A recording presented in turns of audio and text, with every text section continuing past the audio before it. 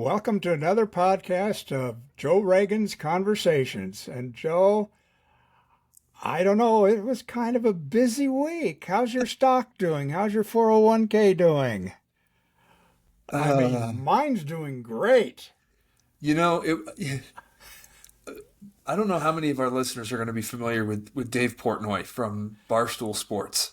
Do you know who he is? Yes, I do. Yeah, so he's one of these kind of faux conservative bros that talks a big game. He was a big Trump supporter, and even he came out and he was like, "I lost $20 million in a day." And I was like, "Ooh." And you know, that's it when you even have big time Trump supporters, people that have been on the Trump train for some time, start to come up and be like, wait a second, none of this makes sense.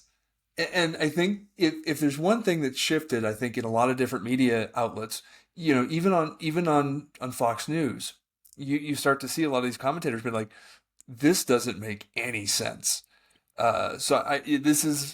This is definitely one of those time periods where you're seeing a lot of things shifting both in the media as well as in the markets.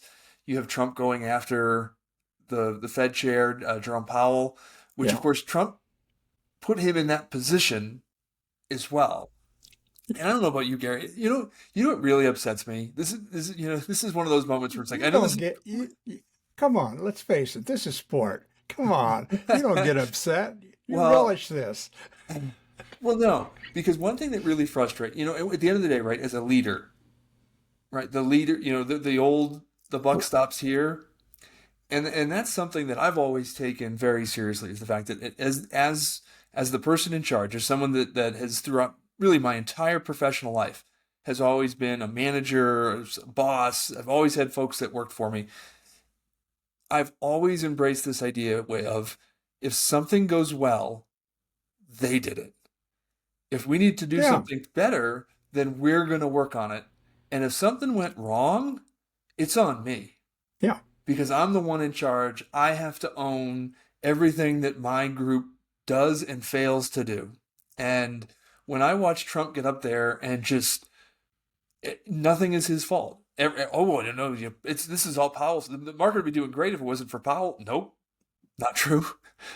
Not And if true. you listen to Trump time and time again, and actually this is true for a lot of these faux conservative. That's my new term this week. I'm faux conservative because I think the Republican Party is dead, and there is no conservative party in this country anymore. Nothing. The conservative, whatever you think was the conservative party of Ronald Reagan, your Thatchers, that doesn't exist anymore. So if you are one of those people that say, I'm a conservative, well, guess what? You don't have a home in a party anymore. You've got the fascists of Trump, and you've got the Democrats that represent everybody else. And right now, the Democratic Party is the Big Ten of just vote against a fascist.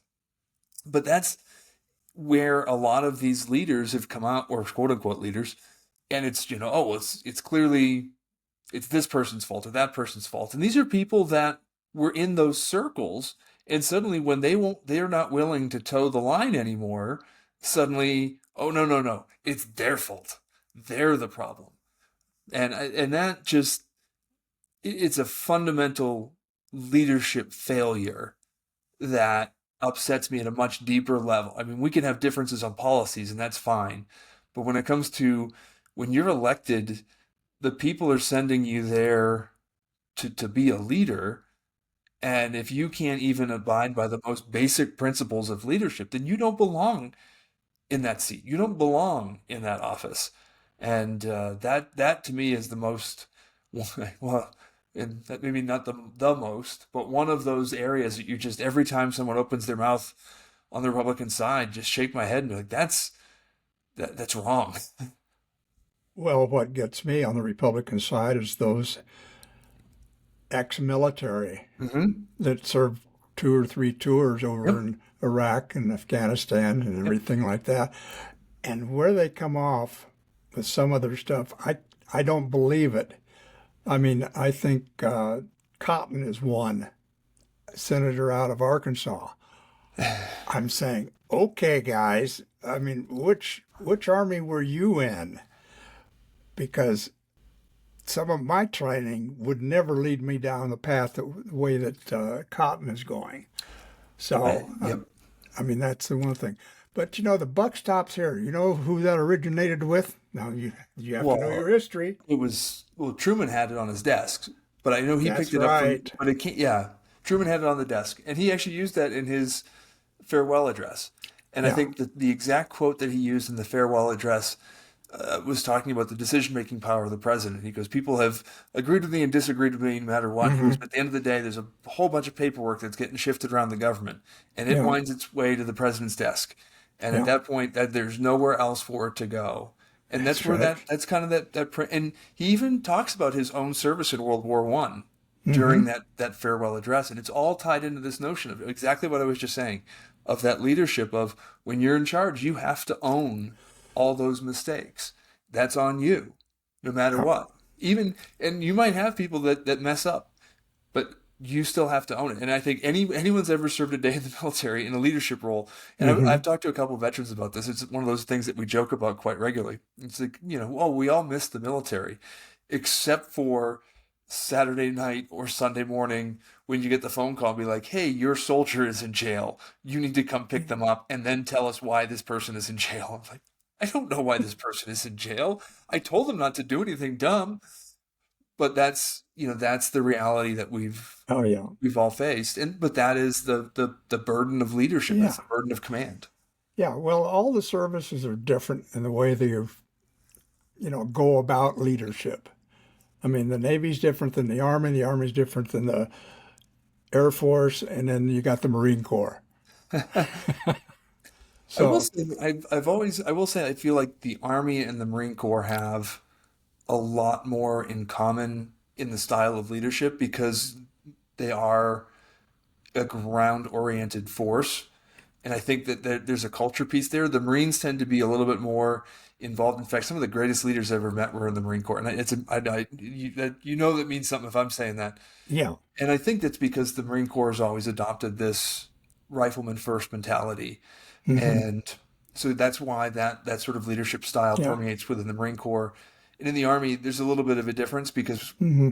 in the combat arms branches, so your especially the infantry, special forces, Yeah. and those groups, you see that same sort of Yeah. mentality of, yeah, as a leader, lead from the front, be in Yeah. charge, make decisions, be willing to make mistakes. Well, the 'Cause- Navy has its programs too. I mean, there was a Mhm. leadership management and training class right after I made chief. They said, "You're going to this." Yeah. I says, "What is it?" You're going to enjoy 2 weeks at Treasure Island learning leadership. And believe me, I'm sitting there in the class, and it just dawned on me. I could never figure out why I acted the way I acted Yeah. in civilian life. And sitting there in class, I said, now I know why I acted the way I acted is because I have been a Navy chief. Yep. I have a certain amount of training, and it's like, damn the torpedoes, full speed ahead. Why can't we do this? Yeah. I never say we can't do this. Well, why can't we do this? Yep. What's stopping us? Yep. So that's where my frustration comes in. But going back into the leadership of the Senate and the House, there isn't any. No. I mean, even Joachim Jeffries is, to me, a disappointment as far as leadership goes.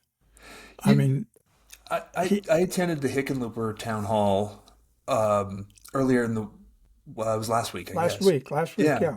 And I don't think he didn't draw this conclusion, but during one of his responses, he mentioned the fact that in the House of Representatives, it would take four Republicans Hmm. to stop any piece of literally any four could stop everything that's happening right now. Hmm. And Johnson has done, I guess, call it an effective job of avoiding that situation because it really would cripple his ability to do anything if any one of those four members of Congress would step up. And it's been an interesting one, right? So you had oh, I can't remember. Well, you had a couple of you had a couple of instances where the discharge petition was kind of Hmm. utilized to push something, and then Johnson came up with a deal to avoid it going to a vote to kind of preserve that aura of leadership. Hmm. And it was funny. I was writing this up, and I kept accidentally hitting the shift key as I every time I hit four, and it was really funny to me because as I was doing this, if you look at your keyboard right now, the number four is the Yeah. dollar sign, Yeah. and Okay. that's really what it's about. And Hickenlooper did say, alluded to the fact that Elon Musk has said that he would fund a primary challenger to any Republican that votes against Trump's party or Okay. his policies. Now think about this. Uh huh. If you're a Republican and you think you're doing a good job for your constituents and you can hold a town hall without getting yelled at, Mm-hmm. chances of you losing your seat are going to be down to zero or less. That's kind of zero or less, yes.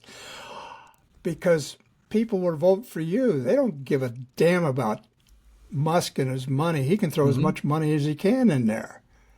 But that doesn't mean he's going to win. And you can witness the Supreme Court election in Wisconsin. Musk dumped what, $25 million in there or something Yep. like that, Yep. and he still lost. Yep. So his money means nothing if you have a candidate that has confidence in himself and also the track record to say, "I'm what you need." And that money is where the mouth is, and you have yet to see a number of any Republican really, especially in the House. In the Senate, there's been a few. You've got Murkowski, Collins, Right.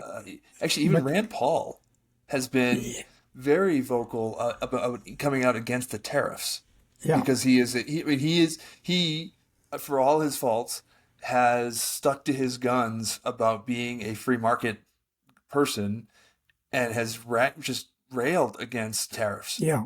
So he has been very outspoken in those areas. But on the House side, there has been practically zero dissent from any Republicans on Trump Yeah. policies.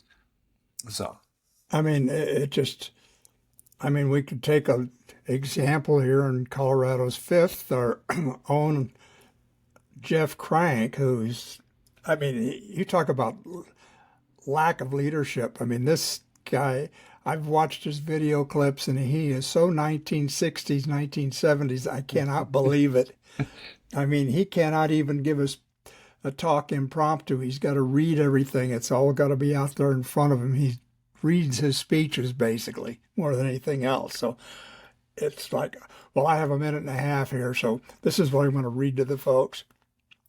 But and one thing I've noticed, and those that might follow me on Facebook or any platform for that matter, mhm, probably see that. It was in the other day. I was at the 5051 protest downtown, and someone saw me. They're like, "Joe, like this is the fourth time I've seen you this week. Like you are always somewhere." And that's partially because my full-time job has me moving around quite a bit. So I and then just naturally I try to stay engaged with as many events as I can mhm, because I mean I just want to know what's going on. I kind of again trying to provide that contrast to a crank of like, hey, this really it has nothing to do with the election. I've always just yeah, been engaged in the community in a variety of different capacities. And let me say again, things I never expected to hear or hear myself say. mhm, With all due credit to Doug Lamborn, at least I would see his staff at things. I have yet to see a member of Jeff Crank's staff at any event in the district. I haven't seen Jeff since probably early September, and well, that was at a debate, and I haven't seen him since. yeah, Uh, well, he's not doing anything. I mean, I get his weekly newsletter, and Crank of it up. course, I I I get a kick out of it because I don't know if Jeff really writes it, but whoever's writing it for him thinks we're not too bright out here. and that we don't know what the word research means. Maybe it's ChatGPT. Could be. Could be. But I mean, here's some of the stuff that came up this week. He says, I watched this video of Jeff Crank, and he's talking about combatant realignment, commanders for Europe, Indo-Pacific, North America. And I'm saying, didn't Trump tick those countries off with his tariff proposals? What kind of cooperation are we going to get militarily with those countries if we slap these tariffs on them? And he's also saying that we're in more danger from China and Russia after President Biden's 4 years. I'm going, really? How? How are we in more danger from China and Russia after President Biden was in there? I can't figure that one out. I feel more danger today than I did then. Have I ever told you the three-letter joke? Tell me the three-letter Three joke. letters joke. Okay, so there's a new CEO, and the new CEO comes in, and on the way out, the old CEO says, "Hey, welcome, good luck. I left 3 letters in the desk." And there's a note on the top explaining it. New CEO walks in, and it says, "When something goes wrong, open the first letter." And the CEO's like, "I got this." So sure enough, a couple weeks go by, something goes wrong in the company. CEO reaches into the desk, pulls out the first letter. Letter says, "Blame me for everything." And so the new CEO gets up and he goes, "The old CEO messed it up. All his fault." And everyone's like, "Okay." And everything moves on. A couple more months go by. New CEO running into some issues again, so he opens the second letter. And the second letter says, "Tell him you have a plan to move forward and execute that plan and that you're still recovering from my mistakes." Second, new CEO shares this information again, things go away. Finally, now there's just the one letter in the desk. And something else goes wrong. And so the CEO now opens the third letter, expecting this to be some sort of magic pill that will make it all go away. So he opens up the third letter, looks at it. The letter says, "Sit down, write 3 letters." And I say that because it's very relevant to where we are right now, because we keep hearing Biden this and Biden that. And you look at it and you say, there's only so much you can blame your predecessor for at this point. You've aggressively gone in, you've fired nearly 100,000 government employees with zero cause, with zero thought behind it. You have systematically gone in and put every government information system at risk and compromise its security to include the Social Security database. You put a tariff regime into place that not a single economist can find a rationale behind. They figured out the math, but they're like, there's no rationale behind it. This isn't how this works. Not to mention that it completely ignored the services sector, which is where the U.S. typically makes more money. Right. So it's kind of like you have well exhausted. Like, this is no longer Biden's anything. And again, you go back to Trump's own tweet. If the market drops 1,000 points in a day, the president should immediately resign. Well, I think we've had 3 or 4 days in the past 2 weeks where the stock market dropped 1,000 points. And that, like I said, that is blatant incompetence. And you're seeing this with Hegseth too. And now there's rumors that Hegseth is going to be replaced. For all I know, it's probably already happened. I don't have, honestly, so much is happening sometimes. It's like you step away for 20 minutes and you lose track of it. But I mean, even Hegseth is on the verge of getting canned because of the fact that, he was never qualified for the job to begin with. Well, that's 100% true. And now, and showing every bit of that incompetence now as it goes forward. And that's, again, goes, I guess our podcast tonight is going to be about leadership, because that's exactly what we're lacking right now, is any sense of leadership, because that's where, and the market shows it. And somebody gave me a hard time the other day because I was saying, the market isn't actually responding to anything that's real. The market is responding to the assessment that something is going to go wrong. It's tied back to the all the chaos that has been Hmm. put in place by not just the tariffs, but so many other elements of policy. This is an administration that came in and said, on day one, we're going to end the war in Ukraine. And now Marco Rubio is like, we're going to move on to other priorities. Yeah. And so I mean, this is an administration that, didn't really I mean, when you think about it, they didn't really promise that much and have still managed to under deliver on even promises they didn't make. So this is it's and again, go back to four Republicans in the House of Representatives Yeah. could stop it all, and yet they Right. won't, because that's people have talked about if you go to any of the protests that have been downtown, you see a lot of the calls for impeaching Trump, and there's a part of me sometimes where I look at that, I'm like, is that the answer? Because then we wind up with J.D. Vance in there, and I don't think that's much. I mean, how far down the presidential line of succession do you go before you find somebody competent enough to actually be president of the United States? And it's kind of like, well, maybe we should start the other way and impeach cabinet secretaries until you get someone competent in there to actually just maintain some level of control for a short period of time. Well, I think with some of the cabinet secretaries, rumors floating around that Besson's looking for an exit. He's a Secretary of Treasury. Yep. Yeah. He's looking for an exit because I've watched him on TV and he is very, very nervous and he knows better Yep. than to follow this road that he's on right now Yep. because he's self-made and everything like that. And he's supposedly a very knowledgeable about the stock market and investing and everything like that. So I think he's going to bail on that one. Yep. And I think that Trump is going to hang on to Hegseth as long as he can because his Hegseth finished his job at the Pentagon.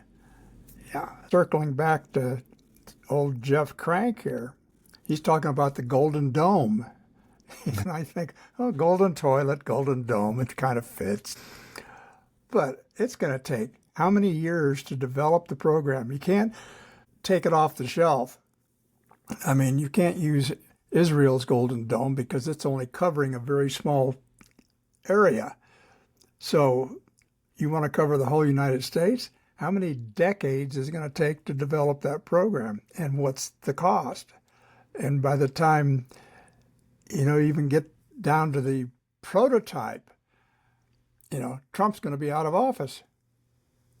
Well, let me take a different approach on that one too, because Okay.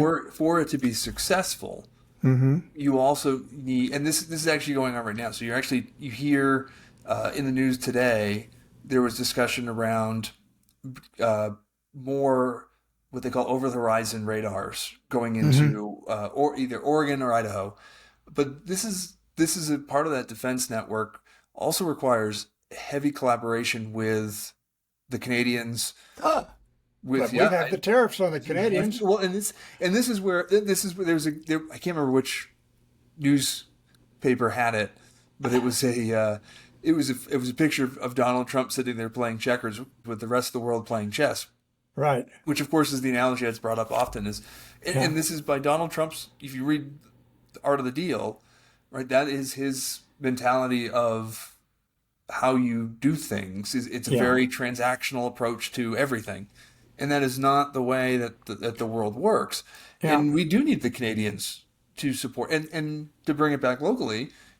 We have NATO members that are here that are operating on our military installations as part of NORAD, Right. whose mission is, at the end of the day, if you want to talk about the Golden Dome, NORAD is going to play a critical role in that, and you need those alliances to make anything, technology aside, just to Mm-hmm. make the process work.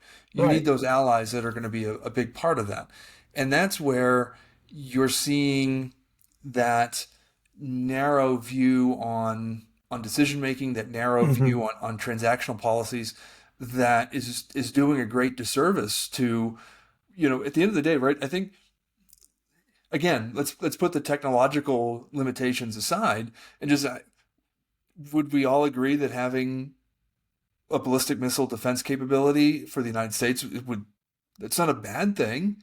Yes, we should look at cost. Yeah, we should understand that the technological Right. limitations. But I don't think anyone would agree. Like, yeah, I remember growing up in the early '80s, Hmm. and what that meant of Hmm. living under the constant threat of nuclear war. Hmm. To be able to say, yeah, that's not a problem anymore. That's not a bad thing to say. Hmm. But in a practical sense, for it to be successful, you need allies, you need those alliances, you need a strong, Hmm. Right. and that's where this administration continues to fall flat of not really understanding how the world works. I mean, heck, the Pope died, and the president's response is looking forward to the funeral. You're like, what is going on here? Yeah. And this is an example of where, when we look locally at what Crank is incapable of doing, Hmm. it's also making making that to advocate for that. Hey, you want a Yeah. Golden Dome? You can't move Space Command to Alabama Yeah. because you need that mission capability here. Yeah. It's integrated. Yep, it's integrated. It's our Yeah. the systems here, Yeah. and like I said, we all have to recognize the fact that part of this conversation doesn't happen out in the open, right? When we Right. talk about some of these capabilities, this stuff isn't stuff we share Hmm. publicly. This is stuff that happens in windowless rooms and basements. Hmm. That, or if you're the Secretary of Defense, you share it on Signal. But that aside, most of the time, this stuff would be held within the classified realm, and rightfully so. And these are those issues of, as locally, we Hmm. rely heavily on our defense community as part of our economy. And we need to be very mindful of this. And I mentioned before we went on air, this Amara conversation is, we talk about utilities, we talk about police Hmm. force, we talk about how just, the flagpole annexation and just how kind Right. of ridiculous that is by nature. But when you look at where it's located, and to be fair, it is on the periphery of the area that Schriever is worried about. But all of our military installations have these kind of buffer zones around Hmm. them where DoD is very mindful of development in these areas. And so Right. as we continue and you see this has already happened in the Air Force Academy. So on the north side of the Air Force Academy, you've seen encroachment on that land that have prevented some training areas from being operational. You see this on Carson. So the concerns of people down in Fountain Hmm. with wildfires coming off of some of those ranges. You see Hmm. the development as it pushes down 115 adjacent to Carson, Hmm. where now noise complaints, because that's the impact area. And if you're Right. down where I'm at the south side of town, kind of off of the Gate 2 area, when they're doing artillery, it shakes the windows. And so Hmm. if you're down there in the impact area, kind of like I said, going further south down 115, that becomes a problem. Wildfires become a problem, and you know that Carson isn't going to necessarily stand up and support that if it jumps 25 or 115 in either direction. Right. So same thing with Pete and Schriever, where, as because the only place we can really develop is to go east, and this is a much different conversation, right? We have, because nobody wants to go up. We have to go up or out, and if we go Hmm. out to the east, you do have to be mindful of why Schriever was put out that far. Yeah. And you can go on to DoD's website, and they straight up say it, right? We're concerned with spectrum management in and around the Schriever area. And what that means is, you know, the communications platforms that they're using can be interfered with, can cause interference. And if you look at some of the CFIUS cases that were covered for land development out of California around those bases too, Hmm. some of the information that came out in those was similar concerns around this spectrum management thing. And I think that we'll leave that, what that means, in a deeper conversation. Again, We should put that on a signal thread probably, but Yeah, I think it'd be a good idea. But, just wrapping this thing up, I would think that the city fathers and the county commissioners would be smart enough to say, we're not going to allow any development around our bases because of national security issues. But they don't do that. They want to develop, develop, develop.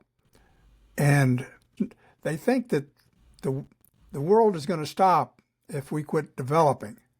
Well, I take the position is we should let new cities develop around Colorado Springs and let them sort it out. Well, we've just shot through another 31, 32 minutes here, and I never got my final barb in about Jeff Crank, but I'm going to do it anyway. Fair enough. Okay. Jeff talked about the SAVE Act, which is that voting act that they passed that screwed up. Supposedly your wife or your girlfriend can't vote if they don't have their original name on the birth certificate. But Crank says voting in Virginia found that 1,481 voter registrations were non-citizens. And I'm saying, wow. And in North Carolina, they discovered another 1,200 non-citizens on the voter rolls. Well, both states have motor voter registration. And so when you're new to the country and you go to get a driver's license and you check the box, I want to vote, not knowing that you can't check that box, and you end up on the voter rolls as a non-citizen. So it's not that that's purposely happening. It's happening because of the motor voter in those two states. They're not watching it close enough. But other than that, if people want to understand it, I do want to, again, our Republican clerk and recorder for El Paso County, Steve Schleicher, yeah, actually did a really well thought out, very thoughtful assessment of the SAVE Act. And as you mentioned, in states where they've come up with these figures, it is tied to motor voter. In states like Colorado, it actually does very little to change how we do things. And I say that because I think if you actually look at some of these laws that Republicans, and Jeff Crank's notorious about this, he'll talk about like, oh, we did this because, it's going to do this, this. And in reality, you look at it like, actually, they did nothing. You did nothing. You changed nothing. You made nothing more secure. And so you really went out there and you are virtue signaling that this is a non-problem that we want to do nothing about. no. That really is. The more you dig into it, people are like, oh, well, Donald Trump is doing so much. Like, well, show me what has he done? Because there's no leadership. There's no leadership. It's to bring it back to the military leadership, right? It's all flash and no bang. Yeah, all hat, no cattle if you're down in Texas there. Yep. So, okay, Joe, thank you so very much. And any last thoughts before we wrap it up?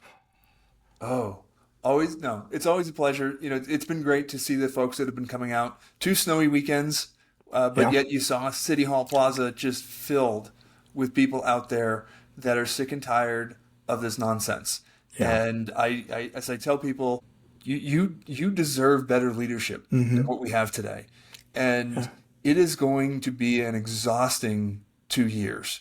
But do not lose that motivation. Do not forget that you deserve better and demand better from all of your elected officials. Right. And demand, I want to be your elected official, so demand more of me too. Because that's what our community deserves. It needs real leaders. It needs people that are going to stand up for what's right for this district. Yeah. You're not getting it right now. Yeah. You're not getting someone that's standing up for American interests either. Yeah, we're not going to get any town halls out of Crank at all. I mean, it's the Republican policy. Republicans don't do town halls. God forbid you go talk to your people. Yeah. Do virtuals and rig them.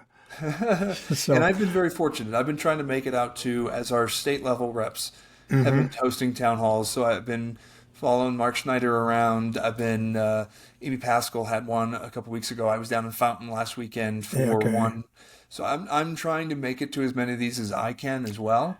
Yeah. Again, as someone that's not elected, I you can complain to me. Unfortunately, I really can't do much about it. But I Yeah. do want to hear I want to hear the issues that are important to folks. And of course, you can email me through the website at reganforcolorado.com and Again, one more time. reganforcolorado.com. And Okay. we'll continue to be out there as much as we can in the community. And if nothing else, if you want to yell at me, you can yell at me. It's not going to hurt my feelings. If it makes you feel Yeah. better, that's what I'm here for. Okay. Thank you, Joe. And thank you for listening to another Joe Reagan's Conversations. So have fun. Good night. And thank you all. Thanks, Gary.